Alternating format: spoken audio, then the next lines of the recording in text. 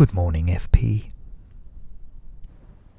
I was lying in bed half an hour ago, wondering if I should stop writing to you, stop trying to connect to another human being through the medium of writing. For this is a peculiar game I am playing here, am I not? A man sees another man standing in a clearing talking to a tree. He gets a bit closer and recognizes that the tree is a kind of proxy for the conversation that this man maybe wishes to have with another. So he approaches the man and offers him an ear. Talk to me, and I will respond as another would, or even as a tree, he says. Alternately, a man sees another man standing in a clearing talking to a tree. How peculiar, he thinks, and walks on, leaving the man and the tree to whatever understanding they might learn to glean from each other. Perhaps this is your response to my fable, FP, a poem you wrote in 1933, which goes like this. The master without disciples had a flawed machine. Despite its levers and gears, it never did anything. It served as a barrel organ when there was no one to hear it. When silent, it tried to look curious, but no one came near it. My soul, rather like that machine, is flawed, complicated, erratic, and serves no purpose at all. Or maybe a modicum of purpose when it is writing to you, like this in the morning.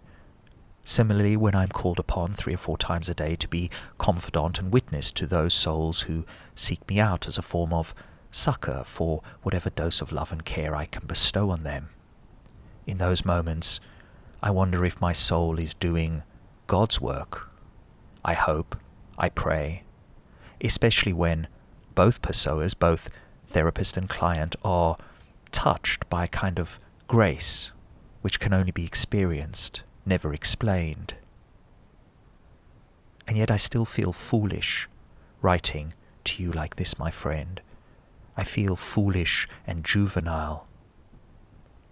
Since I've been sending out these missives, 3 Pessoas have connected with me through this channel. Rob, Madeline, and Amaranth. I think they have all wanted for the most part to communicate with you, but have made do with me, discovering in the process that for all my big talk, I am woefully ill-equipped to maintain relationships. I don't really understand human beings, FP, which perhaps makes me a good enough therapist because I can proceed as a kind of anthropologist of the human soul with a great deal of curiosity, empathy, and even wonder. People seem to like that approach to their souls. But beyond my role as paid confidant and mental health custodian, I have no idea, nor evidently the aptitude, for how to build or sustain a mutually satisfying friendship or relationship with another human being. All the Pessoas I meet outside the therapy confessional, the place where we are allowed to take off our masks and reveal the human animal who lies beneath, cling, for the most part, to those self-same masks of competence, civility, and decorum when they are not here in the confessional, and will not let me see much more of them beyond that. Nor do they seem to have much appetite for what lies beneath my own mask of composure and calm, of competence, civility, and decorum. Can we blame them for this? Of course not. We are skittish creatures, and with nearly 10 billion Pessoas scurrying around on this planet at this current time, all looking for the most fulfilling encounters that they can find, why would they choose a me or a you to befriend? Maybe this idea, this offering to be a keeper of your sensibility, a postmaster, if you like, for disquieting communications from other Pessoas to you, to me, to everyone, is something that I can offer not only to myself, but to other people. A kind of literary post-secret. Remember that phenomenon of the early aughts, long before social media took over the confessional mode? All those anonymous contributors sending a postcard to Frank Warren at 28241 Crown Valley Parkway, F224, a postcard in which they would usually reveal something about themselves that they didn't normally share with anyone else. Perhaps that's what Living the Book of Disquiet could become, a small correspondence of souls, an outlet for what otherwise has nowhere else to go. I don't know. Currently, my soul is being used at about a quarter of its capacity. I don't know what to do with the rest of it, and I haven't for many years.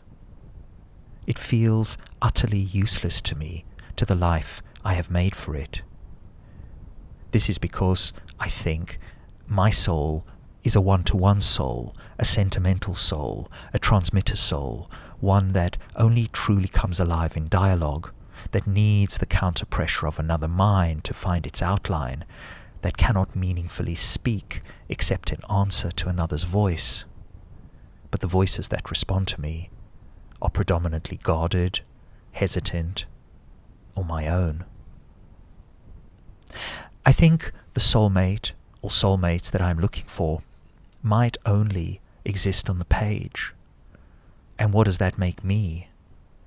A modern-day Fernando Pessoa, yes, but also that stupid, deluded idiot Don Quixote de la Mancha, that poor clown who, according to Cervantes, quote, became so caught up in reading that he spent his nights reading from dusk till dawn, and his days reading from sunrise to sunset, and so, with too little sleep and too much reading, his brains dried up, causing him to lose his mind. His fantasy filled with everything he had read in books, enchantments as well as combats, battles, challenges, wounds, courtings, loves, torments, and other impossible foolishness.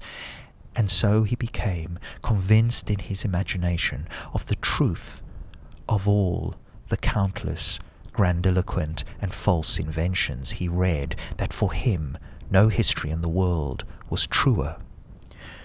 We know what happens to men like this, FP. They dream, they wander, they tilt at windmills, and eventually, after 939 pages of blithering idiocy, they give up the ghost. Or so writes Cervantes in the Edith Grossman translation. And if that pitiful banality, giving up the ghost, weren't sufficient to kill off Quixote, Cervantes dispatches his mad knight with one last deflationary blow. I've been experimenting in my last few missives to you with the teleprompter again, FP. When I first started making YouTube videos, I realized that the most efficient way of getting a script recorded was to have a small iPad held aloft on a tripod, unfurling the words I was meant to be saying, whilst another tripod held the recording device in order to capture sound and image. Looking back on these videos has always left me with a kind of uncanny feeling, hearing myself speak the words I once wrote down as if they were happening now, even though they clearly aren't arising in my mind at the same time as I'm voicing them. The performance, for this reason, always feels slightly embalmed, a kind of spectral ventriloquism, where I can no longer tell whether I am speaking to you or merely to the echo of myself. The teleprompter collapsing time into a kind of false present, me performing the illusion of immediacy, composed but drained of all contingency. Reading aloud, as I'm doing here, by contrast, honors the gap between writing and speaking. I'm not pretending here that thought flows through me unbroken. Rather, I am re-entering the text as a reader, hopefully allowing you and others to meet me again in a shared present, as opposed to the immaculate theatre of teleprompted delivery. YouTube unfortunately requires a talking head for the purposes of communication, otherwise why would somebody watch?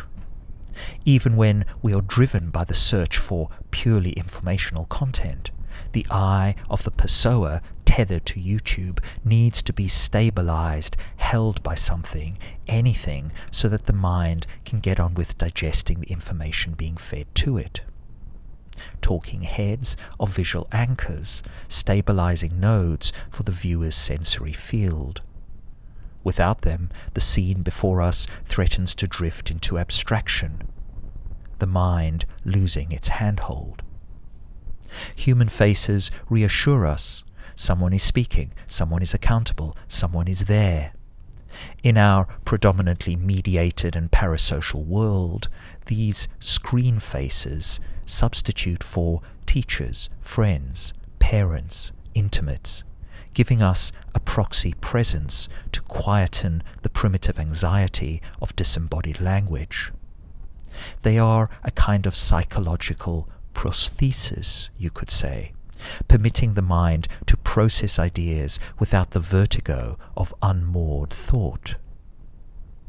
The irony is that while this makes communication between people who will never meet possible, it also flattens the exchange in a way that often makes me squirm, because the face has to keep performing a kind of parasocial availability, even while the script being followed is maybe crying out for something beyond that, for silence, for uncertainty, for the real texture, we could say, of not knowing what might follow from one utterance to the next. When I open your book of disquiet at a random entry, the way I more often than not tend to read it nowadays, I am always amazed at how time, distance, language, mortality, geography, translation and form all fall away, and suddenly there you are again, FP, your soul with all of its unvarnished candour, speaking to me from the early 20th century, as I am trying to speak to you now, 100 years later, across silence, across solitude, across the long shadow of history. I pretend that these are meaningless obstacles, that it matters only that you give me a space to write in, and that, in my mind and heart, I keep your writing, your thoughts and desires, which is to say, you, Fernando, also alive in some way. But in the process, I do feel shamefully exposed, carrying out these daily devotions, needing others, as we all need others, to tell us that we are not mad or vain, that this attempt at correspondence is not merely a symptom, but a kind of worthwhile prayer. I pray in time that other prayers will arrive for all of us who are in need of them. As ever, thanks for being with us here again today, FP. Speak to you soon.